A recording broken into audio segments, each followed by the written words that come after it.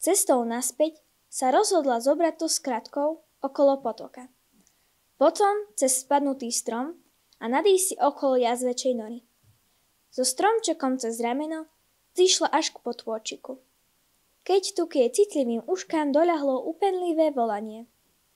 Ríska síce rada myslela iba na seba, ale zákon lesných zvieratiek v tomto hovoril jasne. Kto podobné volanie začuje, musí naň odpovedať. Hlások znel od vyvráteného stromu neďaleko. Ríska opatrne odložila stromček do papradia a vyliezla po koreňoch, aby sa pozrela, kto je v núdzi. Ako úzlíček nešťastia ležala na čiernej hline pod previsnutými koreňami malá líštička, striebrochostíková, a veľmi nariekala. Čože sa ti stalo? Prečo nejdeš domov za bračekou a mamičkou? Spýtala sa Ríska otrávene. Líška prehltla slzičku. Nemôžem. Mamičku a bračeka uväznil v nore zlý pes.